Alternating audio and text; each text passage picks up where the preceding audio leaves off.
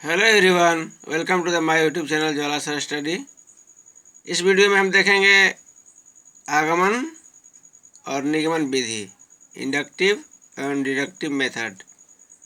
तो यह video BEd, BTC, TET, CTET तथा सभी शिक्षक प्रतियोगी परीक्षाओं के लिए बहुत ही महत्वपूर्ण है, तो इसे ध्यानपूर्वक देखेंगे। तो आइए शुरू करते हैं। सबसे पहले देखें तर्क बुद्धि क्या है, रीजनिंग। तर्क ज्ञान का स्रोत है। तर्क में बुद्धि का सहारा लेकर अनुमान लगाया जाता है तथा इस क्रिया से ज्ञान प्राप्त होता है। और बुद्धि का कार्य कल्पना, सोचना, विचारना तथा तर्क देना है। तर्क मानसिक तथा बौद्धिक प्रक्रिया है। इस प्रक्रिया के माध्यम से मनुष्य अपना कोई मत बनाता है या किसी निष्कर्ष पर पहुंचता है। अब देखें तर्क बुद्धि विधि, रीजनिंग मेथड। कई बार विद्यार्थी को ज्ञान प्राप्त करने के लिए अपनी बुद्धि का प्रयोग करना पड़ता है। वह तर्क वितर्क करते हुए विवेक के साथ ज्ञान अर्जित करता है और तर्क के आधार पर ज्ञान प्राप्त करने की दो विधियां हैं, जिसे देखेंगे आगे। पहली विधि आगमन विधि, इंडक्टिव मेथड और एग्रोल मेथड, और दूसरा है निगमन विधि, डिडक्टिव मेथड और रूलेज मेथड। इन दोनों विधियों, आगमन तथा निगमन विधि दोनों के जो जनक हैं वह सुकरात हैं। सबसे पहले देखेंगे आगमन विधि, इंडक्टिव मेथड। इस विधि के अंतर्गत हम विशेष से सामान्य की ओर तथा स्थूल से सूक्ष्म की ओर चलते हैं। इस विधि को एक रूल मेथड भी कहा जाता है, क्योंकि पहले उदाहरण दिए जाते हैं और इसके बाद इसमें नियम बनाए जाते हैं। तो सामान्य से विशेष की ओर, विशेष से सामान्य की ओर तथा स्थूल से सूक्ष्म की ओर आगमन विधि। इस विधि की सहायता से नियमों और सिद्धांतों का निर्माण किया जाता है।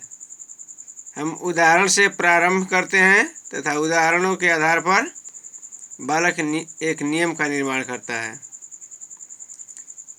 आगमन विधि भूगोल, गणित, विज्ञान, भाषा, व्याकरण इत्यादि का ज्ञान प्राप्त करने के लिए बहुत ही सार्थक एवं उपयोगी है। इसके बाद देखते हैं निगमन विधि, डिडक्टिव मेथड। यह आगमन विधि से बिल्कुल विपरीत है। इस विधि में सामान्य से विशेष, फ्रॉम जनरल टू पार्टिकुलर, या नियम से उदाहरण की ओर चलते हैं। तो आगमन विधि में विशेष से सामान्य की ओर और निगमन विधि में सामान्य से विशेष की ओर या नियम से उदाहरण की ओर चलते हैं।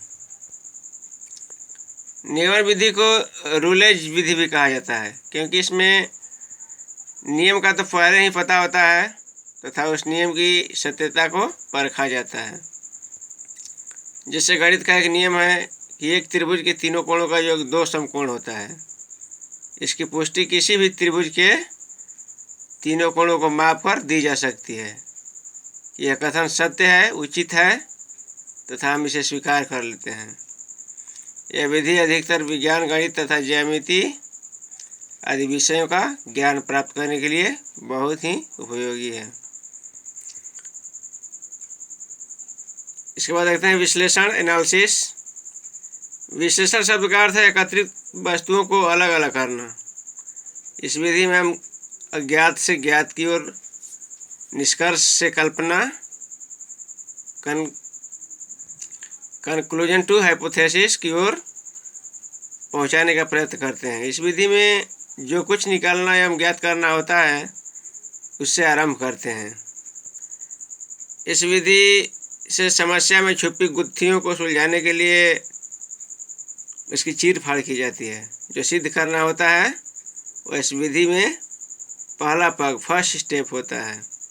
फिर अन्य पगों के बारे में सोचा जाता है, जो कि अज्ञात को किसी ज्ञात से जोड़ दे तथा इच्छित निर्णय प्राप्त हो जाए। उदाहरण के रूप में देखेंगे, जैसे तथ्य क सत्य दिया जाता है। तो इस विधि द्वारा हम इस प्रकार चलते हैं। तथ्य ग सत्य है अगर तथ्य ख सत्य होगा, तथा तथ्य ख सत्य है अगर क सत्य होगा। मगर तथ्य क सत्य है क्योंकि ज्ञात है, इसलिए तथ्य ग सत्य है। विशेषण के बारे में थॉर्नडाइक का मत है, विश्लेषण मन का सर्वोत्तम बौद्धिक प्रदर्शन है। इस विश्लेषण विधि का प्रयोग जटिल समस्याओं को हल करने के लिए किया जाता है। तो इस वीडियो में हमने आगमन विधि जो कि विशेष से सामान्य की ओर तथा निगमन विधि जो कि सामान्य से विशेष की ओर, नियम से उदाहरण की ओर चलते हैं।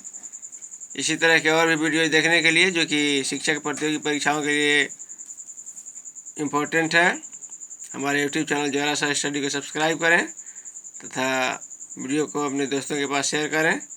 धन्यवाद।